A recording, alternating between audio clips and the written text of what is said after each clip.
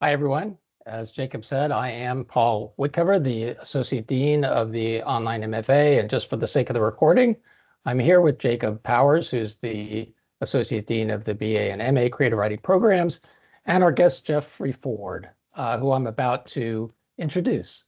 So without further ado, Jacob and I are very excited to have award-winning writer Jeffrey Ford with us tonight.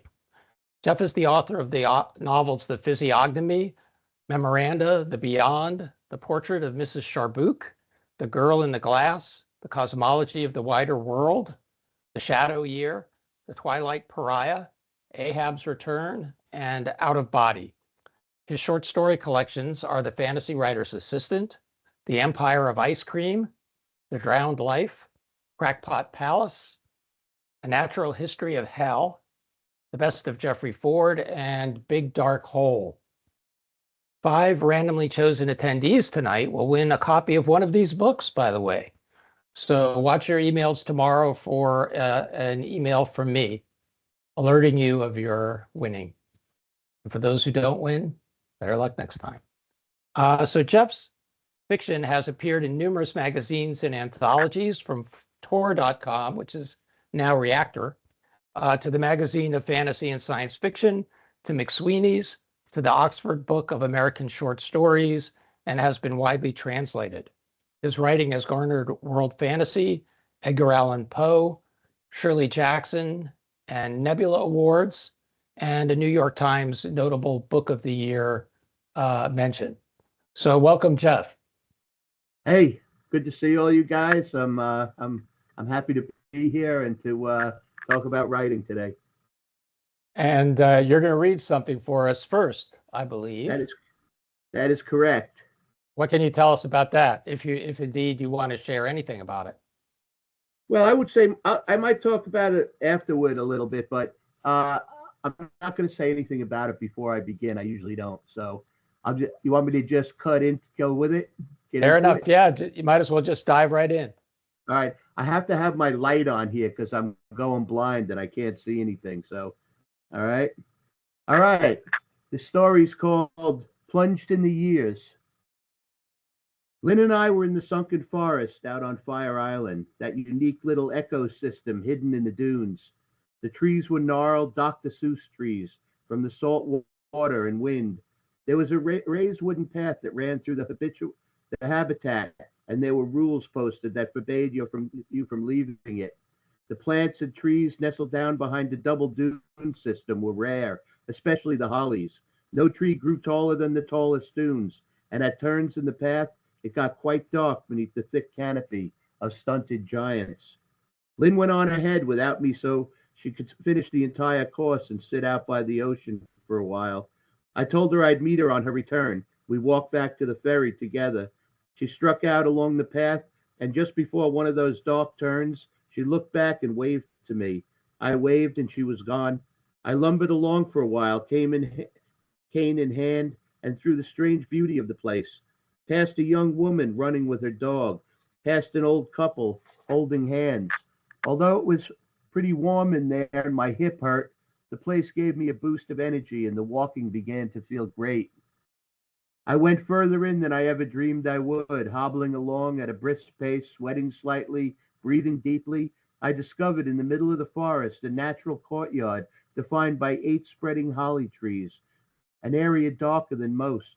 The path led to it, and there you were allowed to step off onto the forest floor. Leading up along a dune into trees was a wooden staircase. I just waiting for Lynn at the bottom of it as opposed to climbing up. It seemed excessive, but before I knew it, I was ascending. At the top, in an enclosure of holly, I found a bench to sit on. A breeze blew in off the ocean. The branches swayed. I looked down the stairway ahead of me that led toward the beach. Blue sky, white sand, the surf in the distance. Right then was when I heard it, someone crying out a name. It seemed to emanate from down along the wooden staircase, but I couldn't see anyone from where I sat. I watched for a couple of minutes thinking a person would soon emerge from the holly, but no one came. Something about that shout nagged me. I rewound the memory to discover why. It didn't take long before it came to me that the voice might have been one I recognized. Also, the name it called. I could, in my memory, determine that the name was definitely George.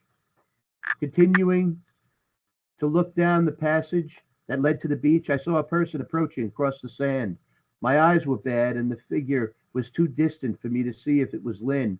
While I watched, I suddenly realized that the voice had been my brother's. I hadn't seen him since a couple of days after we buried the old man. That was 17 years ago. The chances it could have actually been him were infinitesimally small.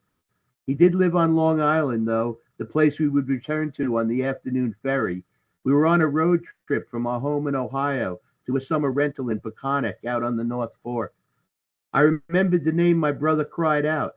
George happened to be the family dog when we were kids, a scruffy mutt whose shit was all the colors of Crayola and dotted with the heads of army men. That voice and intonation were perfectly him back in the day. If it was just an auditory hallucination, it was connected to nothing. I'd not thought of my brother in a solid year.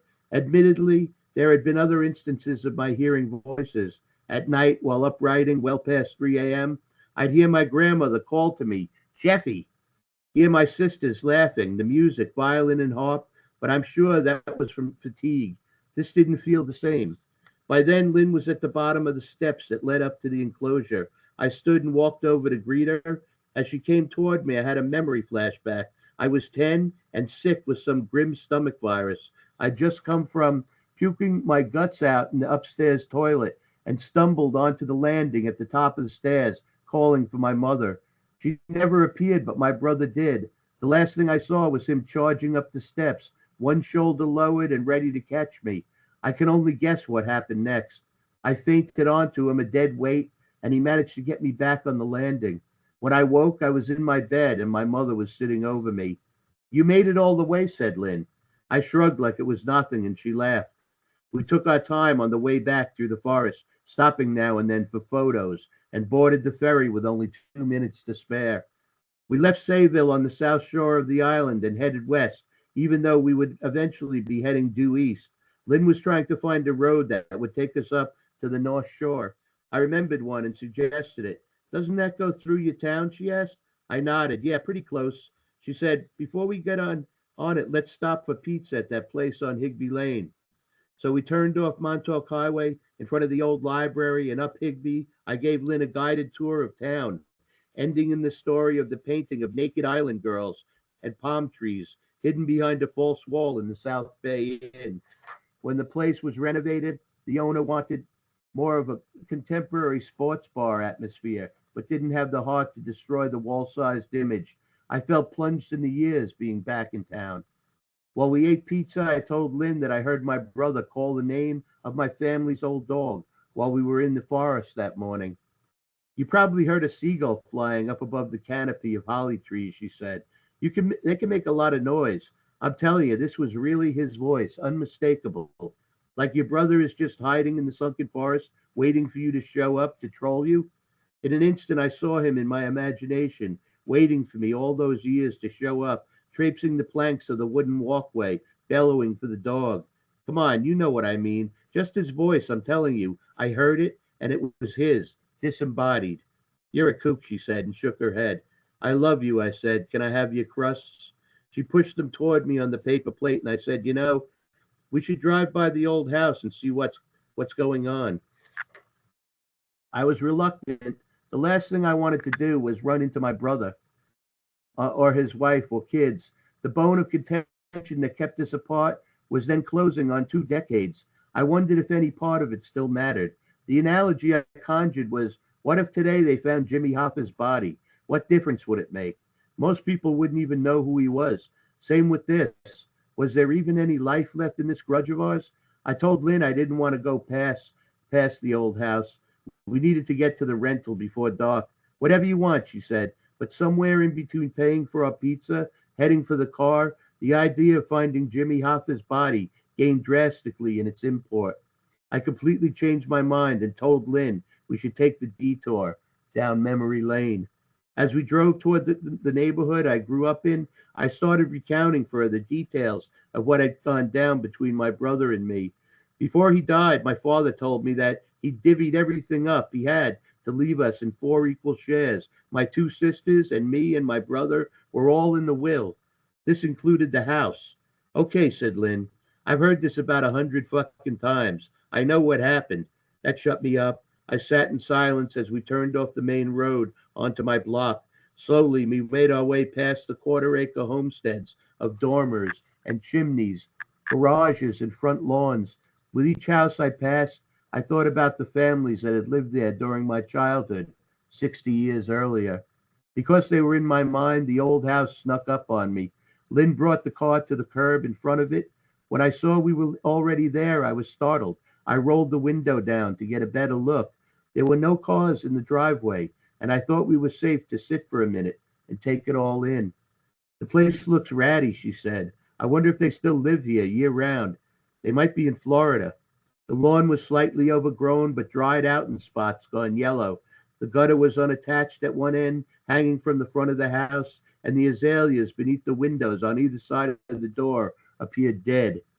It was a hot, quiet afternoon in Long Island suburbia. A dog barked, a mower sounded in the distance, the white clouds drifted in the blue. When the front door of the place opened with a gasp, I didn't see an arm push the screen door out, nor a figure pull the main door inward.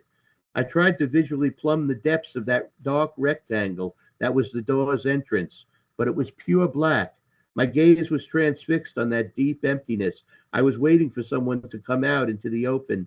The promise of that made me wait to see what would happen, but at the same time, I had a fear of being discovered, spying, and was desperate to flee.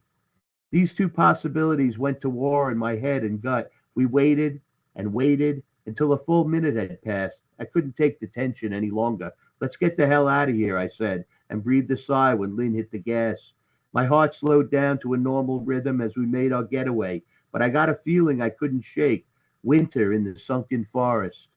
The place we rented was great. We visited wineries, a lavender farm, some tiny museums, and spent a lot of time at the beach. I tried not to think about that scene in front of the house. It wasn't something to be pondering on vacation.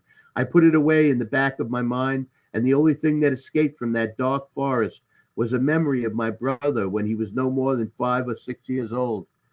One night, my parents sat us down to tell us that Santa Claus wasn't real. I was a year younger than him, and even I knew Jolly St. Nick was a snow job, but he cried for an hour about it. I could see him in my memory, sitting in the rocker by the front window. His face was in his hands, and he rocked and really cried. Snow came down outside, big and slow, lit by the bulb over the front stoop. By the time Lynn and I got back to Ohio, it was only a week before I had to start teaching again at the university. On top of that, I had a number of deadlines for stories. I never gave a thought to the incident again for months. It wasn't until 2 days before Christmas, and I called my sisters to wish them and their families a great holiday. When I got off the phone, I was in a nostalgic mood, let my brother slip into my thoughts. Jimmy Hoffa slipped in behind him, and again I contemplated whether the old grudge still had any life. I looked out the window and it was snowing, and that for some reason made me decide it was high time I patched things up with him. I got on the computer in my office and searched for a phone number. I tried to call years earlier, but found he changed his old one. I couldn't find mention of him anywhere. Looked on Facebook, where he at one time had a page, but it had vanished as well. All the time I sat there, I mulled over in my mind what he'd done. My dad was in a nursing home and failing, and during that time, my brother had the old man's power of attorney signed over to himself. He'd never told my sisters or me that he'd done it. After the funeral, my older sister called and told me we weren't in the will anymore and that everything, including the house, went to our brother. She asked me to phone him and find out what the hell was going on. I did, and he wouldn't talk to me. Instead, he put his wife on. I got angry that he was cutting us off without a word and told her I was going to sue them. That was those 17 years ago. I stopped my computer search to ponder why he might have done it. Before he and his family moved in with my father, he had his own place. Eventually, he couldn't make the payment, so my dad footed the bill, bailed him out of financial trouble, and told him to come stay with him. My father was a generous guy. He moved into the small apartment that had once been the garage, which had been converted for my grandmother, and let them have the house. They lived there for years, and I suppose my brother might have been worried we'd make them move out in order to split up the proceeds of the old place. My sisters and I had our own houses, and I'm sure none of us would have been up for kicking them out. But the underhanded way he went about it and then cut us all off angered me all over again. I just said fuck it and gave up on the search. About a month later, Lynn was away on a 2-week business trip, and I sat in the kitchen, the lights out, and watched the gray day dwindle toward dark. I stared out the glass door across the yard to the shorn fields where the wind kicked up, small tornadoes of snow that had fallen the night before. My memory also swirled in a gyre, and I recalled a certain Christmas way back when I was 8. My brother was 10. My older sister was no more than 5. Our youngest sister had recently been born and had a hole in her heart. She would have had to stay in the hospital in New York City for months while they tried to save her. My parents left us on Christmas Day and sped in to see her. A call had come through that her lung had collapsed. We had a Christmas tree, but it was already going dry and the needles were falling.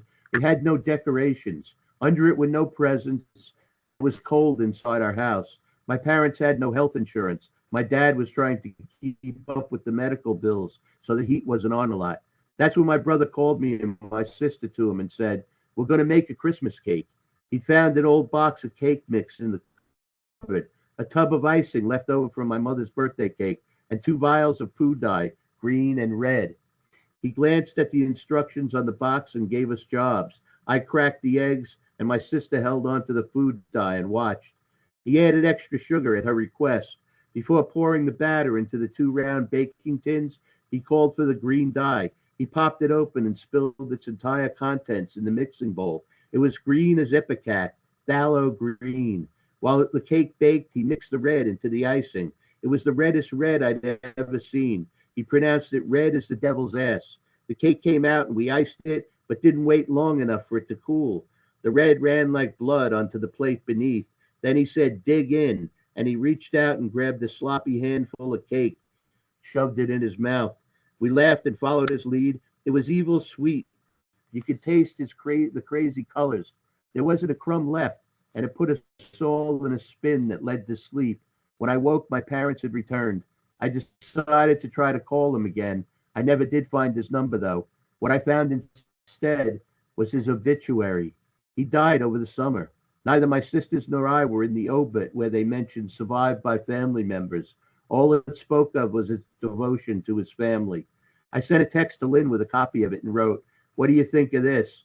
Back in the kitchen in the dark, I tried to pinpoint in time when he changed from a Christmas magician to a sullen, sunken forest, always looking over his shoulder. When I left home for college, he stayed home and went to work in the machine shop with our father. Something happened to him then, and he was in the hospital for a while, but I was never told why. When I saw him again, he'd become quiet, serious, kind of paranoid. On my 3rd drink, I got a text back from Lynn. She wrote, "I wonder what happened to him." "We may never know," I answered. "Did you check the date?" she asked. "No. The day he died was the day we parked outside the old house." I remembered the infinite darkness of that open doorway and got a chill. Maybe a ghost story. Maybe not. That was last year. This summer, I was out in San Diego teaching a fiction workshop to a group of new writers. They emailed their stories the night before the class, and I'd go over each day's submissions. One night, midweek, I received a piece from this young guy about a pair of estranged brothers who were kept apart by a weird amorphous entity only they could see. Of course, it slayed me. When I finished it, I said, "Oh, geez," or wiped my eyes. A minute later, I got an email from the woman who ran the program. She wrote, "Thanks for working on the holiday. I've been busy. I've been so busy with teaching and the students, I'd forgotten it was the 4th of July, my brother's birthday. I know now, this is only the beginning. These weird incidents will come every year until I take a walk through the dark rectangle myself. Whatever he did or why he did it doesn't matter anymore. It's as inconsequential as Hoffa's corpse. When I fell, he caught me. When he fell, I let him go. An old writer once told me, for a ghost story, sometimes you don't even need a ghost. All you need is a haunting." Thanks. Thanks, Jeff. What an incredible story. Thank you. What's the name of that story? It's called Plunged in the Years, which is actually a line from Proust. Not that I throw Proust around a lot, but I remembered this line. It's like giants plunged in the years, we touch epochs. That's the line. But I just felt like when this is actually a true story. I was immersed in this, thing as it was going on, and I felt like I was, it was all around me. Not only that, but when I wrote this story the first time, I was in a hotel out in the Pine Barrens in New Jersey, and I wrote it in a day, like in a few hours, and then I saved it and stuff. And Lynn was out for the day; she came back and went to dinner and stuff. So I opened it up later that night, or I tried to open it up. It had completely vanished from the computer. Now, I mean, I've been writing for I don't know how many years now, 40, 50 years or whatever, 40 years. I know how to save a story. And I was sure I saved this, but it was gone. So now the incidents of my brother and this whole thing and having written this story seem to be proliferating around me. You know what I mean? As I go through time. So the story continues, I guess. Do you often find as you're working on stuff that it kind of expands beyond the page or beyond your mind and echoes around in the real world? Sometimes, you're prophetic in what you do. I don't know if there's anything to it, but there's also things I won't write about because I just there's a real close connection for me between I when I see characters in my mind, I consider them real. I mean, I know they're not, but I think of them that way, that they're real. That they're really people, And so I try to. There's certain things I'm not even going to say what they are, but there's certain things I won't write about because it scares me to do that. I know that sounds kooky, which it probably is. So do you feel like, since you think of your characters as real people, do you feel like a sense of obligation or responsibility, any kind of moral connection to them in that sense? Well, the thing is like I don't make the stories. I'm not making them. I'm discovering them. You know what I mean? Yeah. I discover them as I go along. So it's not me who's. I'm not like, if I can go off on a tangent here for your students, I'm not world building. You know what I mean? It's a term I can't stand. World building. It's all over the place now. It's like, where's my wheelbarrow, my pick and axe? What am I, a fucking bricklayer? It's, writing is not an architectonic structured thing. It's what you're doing is you're using your imagination. Like over here, I create an ice palace, right? It's got the stairs going up to it. It's got turrets. The flag is snapping in the wind and cracking. You know what I mean? And so forth. I could see it in my mind's eye. I didn't build any of that. I think that's a term that is foisted upon new writers, and they think to themselves, "All right, now I got to build the world. I might as well go work at McDonald's. It's easier." You know what I mean? So I get rid of all that. The other thing is I don't plan. I'm not a planner. I just, like my teacher used to tell us, follow the character, and the character will take you to the story. So I don't know what the story is going to be. I really don't. I mean, I've written historically inflected novels, and that I do the research first, but then the same thing with the story. I just let it go and I follow it. And that way, when you feel the surprise and what you discover the story to be, that's transferred to the reader, and that energy is transferred to them. And it makes very exciting. When you start planning stuff out and you're putting the characters through their paces, like the puppet master of Titan, they lay down and die. They're not going anywhere, right? You're manipulating them through this thing. And basically, it's because young people or new writers, what they want to do is they want to make a point. They think that to be profound, they have to make some great statement. When fiction writing isn't about big ideas, it could have them in it. But what fiction writing is about is what happened and what happens next. And that's all it's about, really. So, I have a different view.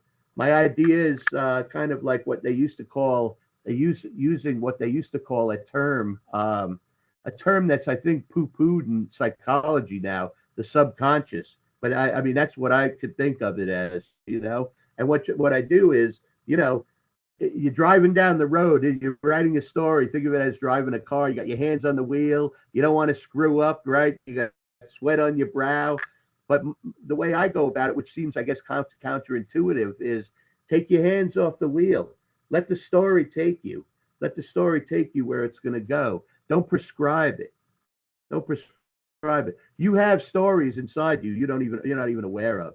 You have stories in your mind, and there are stories out there that you can discover. All right. So all planning and all that rigidity, I mean, it doesn't work for me. It may work. It does work for some people. It works for some people, and there's a million ways to skin this cat. But for me, planning is the death knell to characters and story. Jeff, what's that story of yours? Is it Under the Lake? Under the Bottom of the Lake? Under the Bottom of the Lake. That's the one that I think, when I read it anyway, I feel like it's you telling readers, this is how I write a story, because it's very much as you described there, just the kind of the narrator sort of describes basically how the story is being written as it's being written. That's basically what happens in that thing. I mean, I saw it, and as I'm writing it, I'm telling the reader, like, this is what I'm seeing, this is what's happening. Yeah. Then the story takes off. It gets really weird after, you know what I mean? Yeah, but that's a great story. I'm always because telling the story and commenting on how how I feel while it's going on. I don't do too many like that, but that was one. Yeah. Yeah. I want to invite everyone to post questions in the chat, and Jacob and I will surface them up for Jeff. Jacob, do you want to ask Jeff a question or grab one out of the chat? Yeah, actually, I'll ask this first, and then I'll allow a few folks to go ahead and ask questions in the chat, and we'll pull from there as well. You had mentioned how you basically just start writing, and so I'm curious, is there a threshold for you where you realize what you're writing has more from a short story to a novel, or when you're writing something and then you realize this novel idea is actually more of a short story? Like, how do you know what container to fit or vessel to fit your writing in? I usually have actually, when I write novels, I'm a little bit more, not a lot more, but I'm a little bit more, have an idea. I have a little bit more of an idea where things are headed. I know basically when it's a novel or it's a short story. How I know I've got something as I'm following is I get this like giddy feeling inside. I feel giddy, like I start laughing, and it's not because the stuff's funny, but it's like I feel like it's happening again. This is going to happen. It's going. I could feel it, and that's how I know something's good, like it, or it's worth my while to pursue, Right. Do you find yourself often writing multiple stories at one time, or do you put your full focus into just one piece until it's completed? I usually do. I usually put my focus into a piece until it's completed. If I'm writing novels, if I'm writing a novel, I'll get requests for short stories, and I'll do those while I'm doing the novel too. So it does. I write really fast most of the time. Most of the time, I could write real fast, but I have to think you have to think and follow the character sometimes for a while. Right. And I think this kind of leads into another good question from the chat. The previous one was also from the chat. Has there ever been a time where you're writing a character and you realize that what you're writing wasn't originally what you pictured? And how do you incorporate that new direction in an already established character? That happens. That's all the time. I mean, that's just, you got to be open to that as you go. And there's no big deal to me. I just follow it. I go with it. I mean, I don't get really that hung up on that stuff. All right, so this guy's changing. He's becoming something else. To me, that's fun. I mean, that's cool, because like I said before, when you discover that, The story is showing you something. The story is revealing something to you, and that revelation is a surprise to me. But if I can capture the feeling of it, that will be a surprise to the reader as well. My Right. feeling in writing fiction is I'm pushing into the fiction, and the more you push into it, the more it opens up in front of you. You know, Right. and so yeah, go ahead. I'm sorry. Would you say that's true for like almost any genre of fiction? Because we have a few like, dark fantasy writers or different types of writers in the audience. Would you say that advice is true for almost any genre? Yeah, it's fiction. That's fiction. I mean, I'm a dark fantasy writer. I'm a science fiction writer. I'm a horror writer. I write weird, new weird, whatever fucking weird you want. You know what I mean? I'm Yeah. anything. When I first started years ago, they tried to get me to, and this is quite a ways back. But they tried to get me to like pledge allegiance to like science fiction or fantasy. I wanted nothing to do with it, because I don't know where the story's going. I don't know if it's going to be science fiction or fantasy. And let me tell you, they're very closely linked, because somewhere down there, it all turns to bullshit. You know what I mean? It's like, what's a real science fiction story? I mean, somewhere along the line, it's fantasy, right? Somewhere down there deep as you go through the story. So it's all the same stuff. Romance writing, same thing. Not that I've written a romance yet, but it would be cool to do that.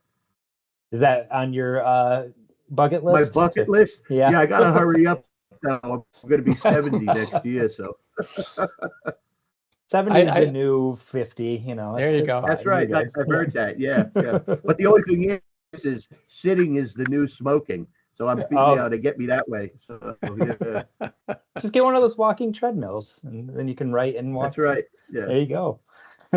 Paul, did you want to jump in? Thank you so much, Jeffrey. This was all wonderful. Thank Yeah, you. I was going to just comment that if you write a romance novel or story, you could always write about you and Lynn.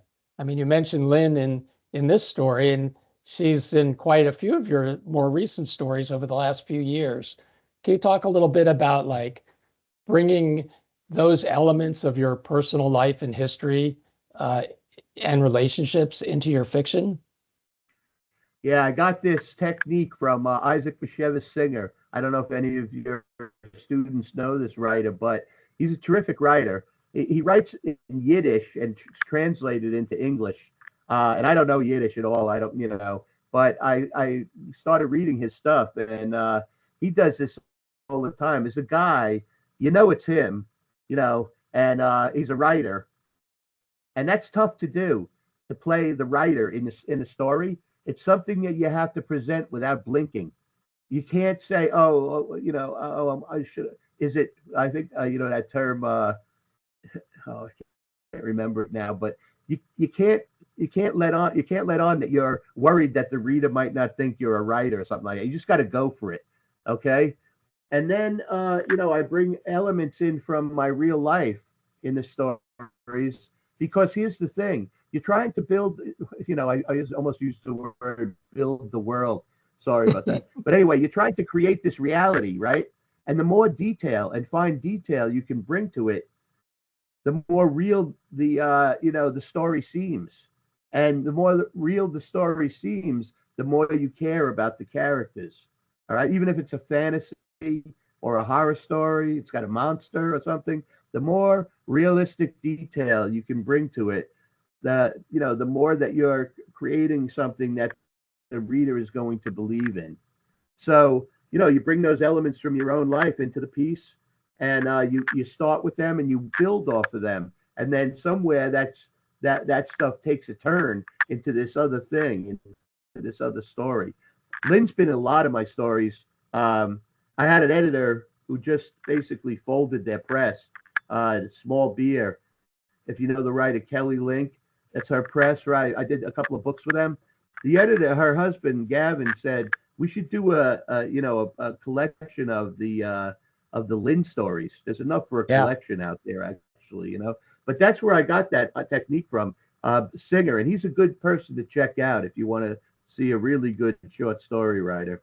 And he writes a lot of supernatural stories. with like debooks and those kind of things in them, like Jewish heritage type weird supernatural stuff. Very cool stuff. His work. Did Jeff, that I'm answer gonna. that, Paul? I'm sorry. Oh yeah, no, absolutely. I'm gonna Okay. just pull another question out of the chat here. All right. Here's one from somebody asking, how can I become a better dark fantasy writer? My question is, how can I balance the elements so it feels more natural? And I guess you kind of answered that a little bit in the answer to the previous question about like bringing in realistic details and stuff. Well, yeah, and the thing is, and I don't want to put you off what your goal is, but why not just just write a story? What kind of story do you have in you? Are you a dark fantasy writer? How do you know that until the story's written, right? Yeah. Just write the story, then you can see what it is and name it.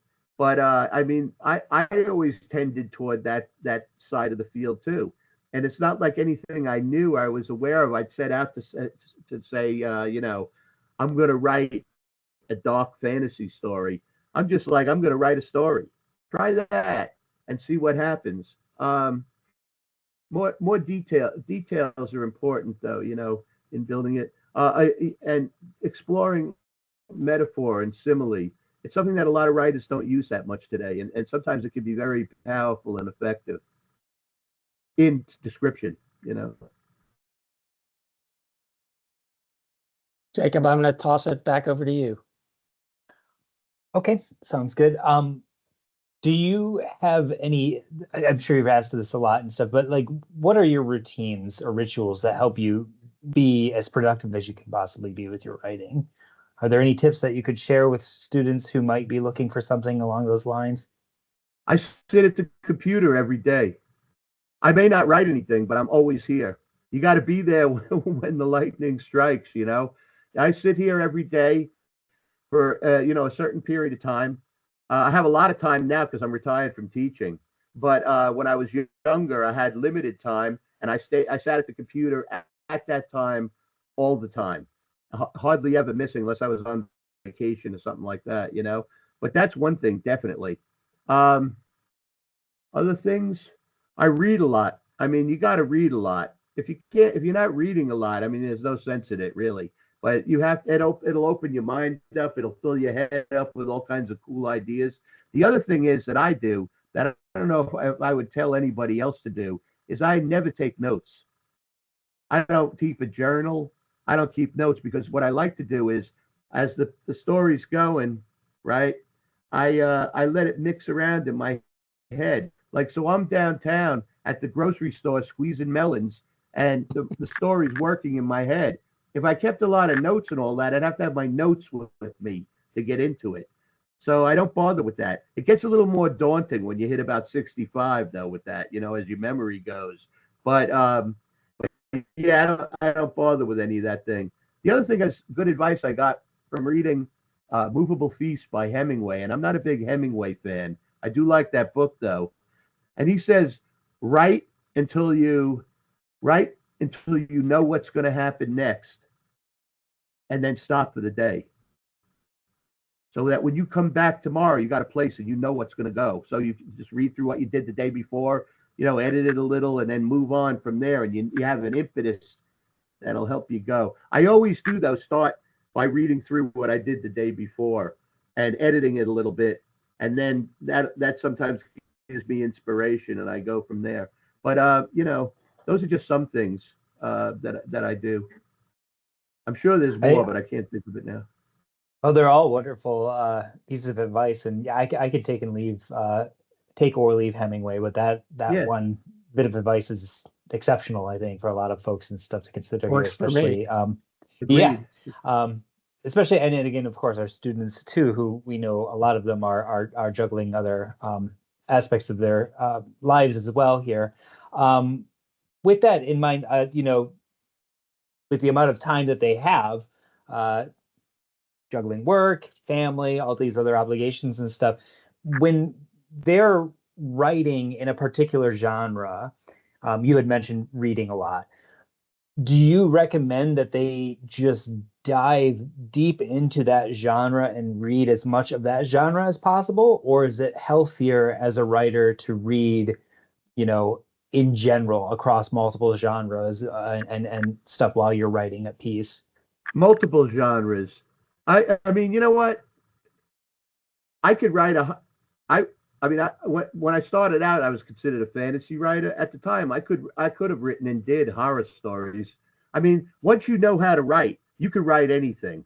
But when I teach fiction writing, and I've taught horror classes and whatever, I only teach the same thing.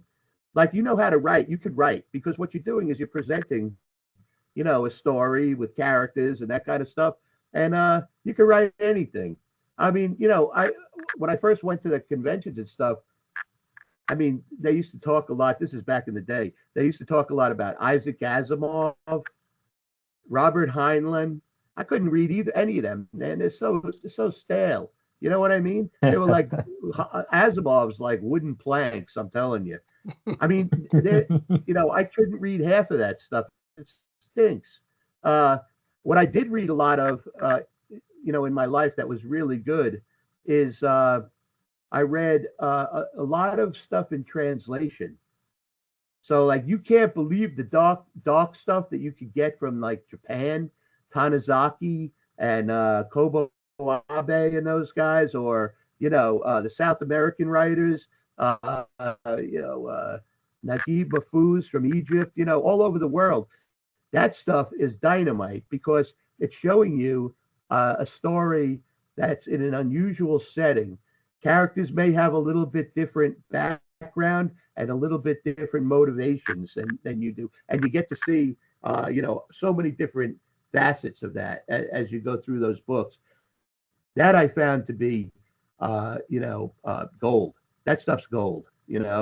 Reading great works, and when you want to be a dark fantasy writer or a fantasy writer or something like that, look, don't just read the stuff that comes out in the fantasy section. I mean, you got Kafka, Italo Calvino, Garcia Marquez. You've got Joyce Carol Oates. You've got so many great writers out there that are in the quote unquote literary side, that are writing speculative and horror and that kind of stuff. Don't let that pass you by. Some of those writers are terrific, and they're turning out great stories. There's a book by Joyce Carol Oates called Wild Nights. That's about early American. It's like horror and spec fiction stories about early American writers. I'm telling you, there's one in there about Hemingway where she really kicks his ass. I'm telling you, but they're just they're horrifying. They're beautiful. There's one about Henry James in this hospital that's just really lurid and a horror story. I mean, I don't like all her work, but I do love that book, and I love some of her other stuff too, her dark stuff.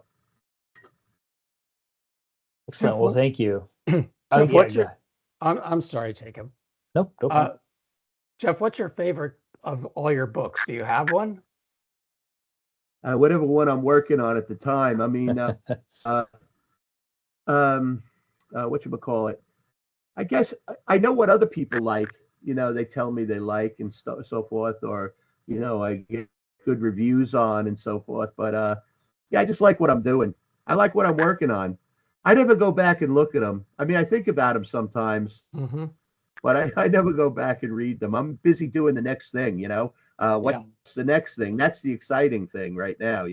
And try to make that good. One thing that you just said that struck me was like a writer should be able to write anything. And you mentioned that you're working on novels sometimes, and you'll take a break because an editor will approach you for a story for a magazine or an anthology. And I guess sometimes that would be on a topic, a theme, but other times maybe not. So if you're presented with like, hey, write me a story on this topic. Meanwhile, you're in the middle of working on a novel about something else entirely. And using your method of just kind of following where the story goes, how are you able to write to those specifications like that? Well, here's the thing with that stuff. I mean, it kind of seems contrary to what I do, because when they're coming to you with an anthology idea that's a themed anthology, right? The way I approach that is, can I do something that's going to be exciting to me? Like I mean, Ellen, right? Ellen Datlow. I do a lot of stories for her. She's a horror editor, very well known horror editor, right? I do a lot of work for her, and she came to me once, and I've talked about this before, but she came to me once with this idea for a horror thing that she wanted me to write a story about, young adult vampire story. And I thought to myself, like, that's the beatest fucking thing I ever heard, But could you do a story that wouldn't be beat? Could you do a story that would engage you and that would engage readers and so forth and be something different? That's the challenge.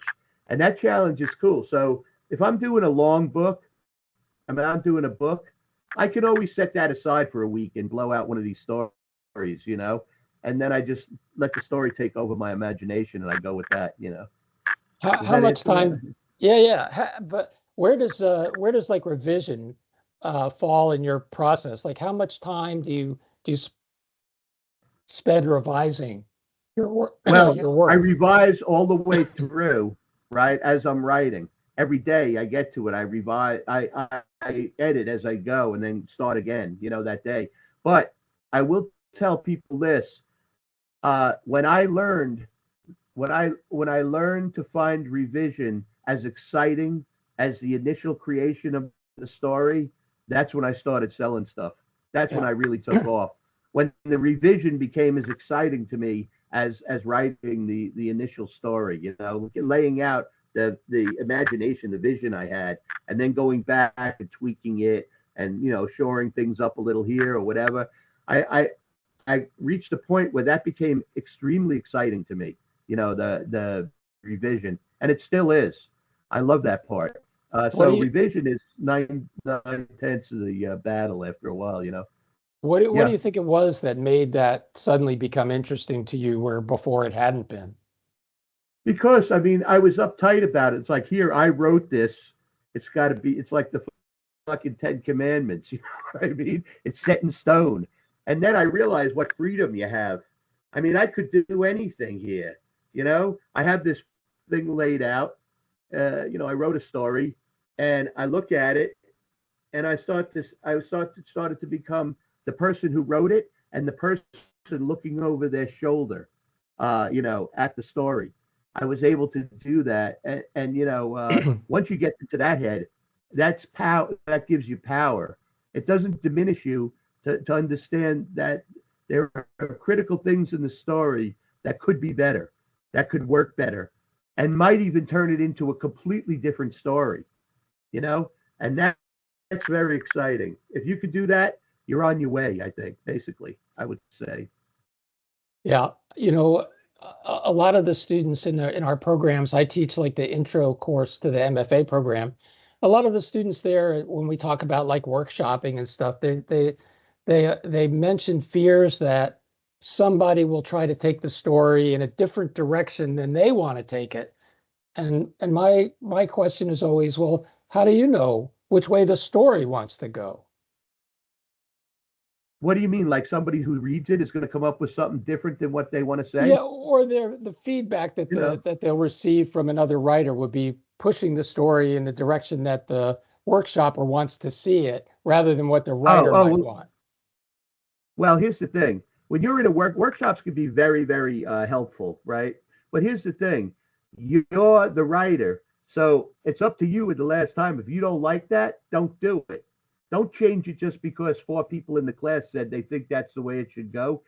If you don't feel it, what good is it? And not only that, but as I got older and wrote more, once I got out of school, and I went through, I didn't get an MFA or anything because they didn't have them at the time, but I got a lot of good help when I was in school. But after I got out of it, I never went back and did much workshop stuff at all with anybody else. I don't do beta readers. I don't give a damn. My beta reader is the editor. You know what I mean? It's me, between me and them. I don't do a lot of that kind of stuff, sharing stuff with people and that's just me. I'm a crank. Well, I mean, but you teach workshops. Oh yeah, I teach them. Yeah, I teach them. But that's what I tell people too. Yeah. If you don't like what we're saying here, you're the last word. You're the writer.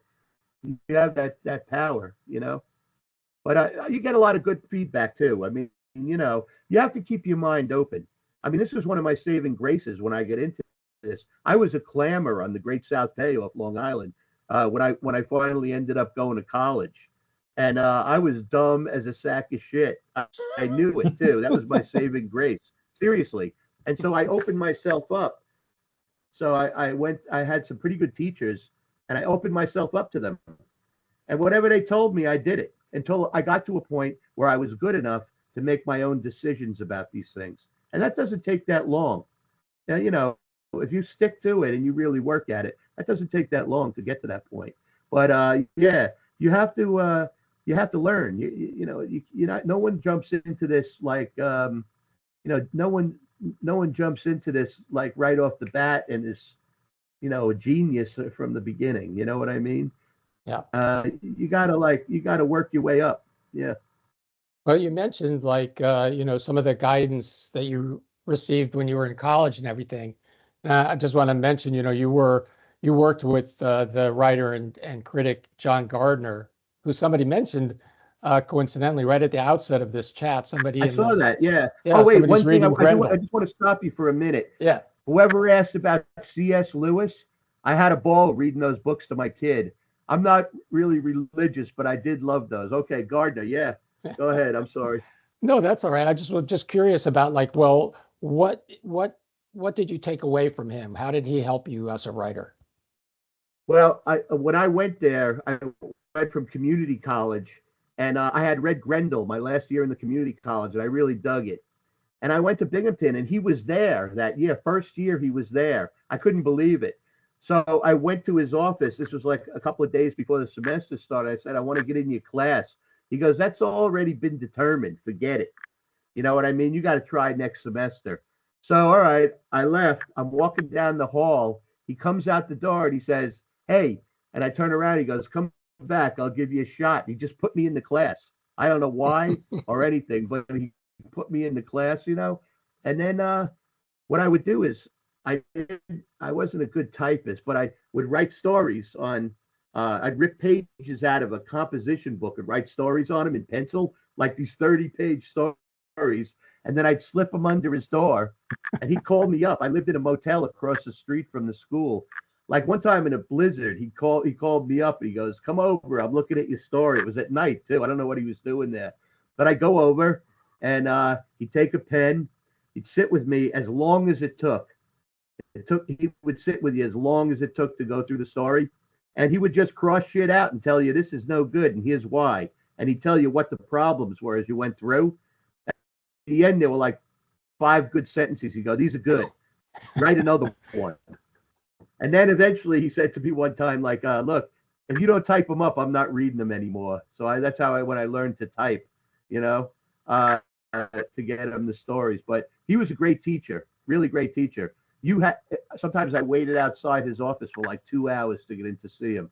But when you got in there, he'd take 2 hours with you if the story deserved it. You know what I mean?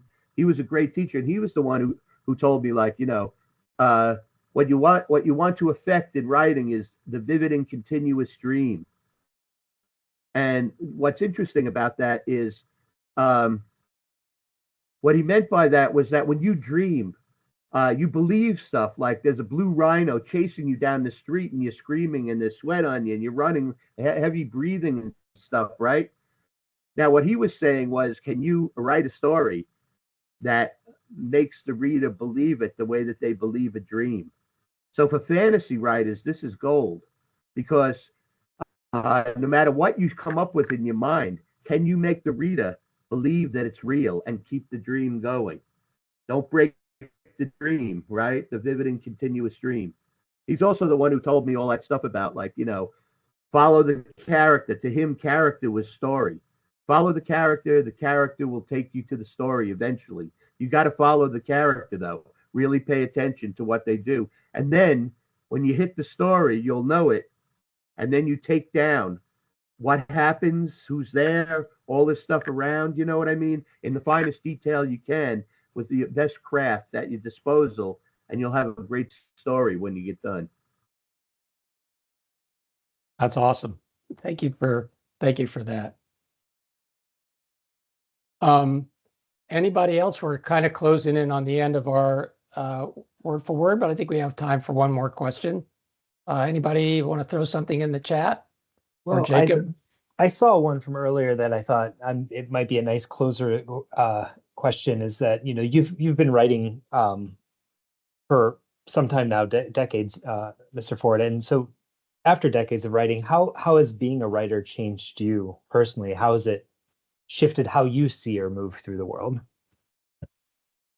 I don't know. I mean, it's very hard for me to get a view from outside myself, but I still dig it. I mean, I sit here now still today. I mean, I don't have to do any of this. I'm retired. I got money coming in and stuff, and I have money from stuff I've written and everything. And I don't have to, but I love it. I mean, I still do it. It gives me it excites me still.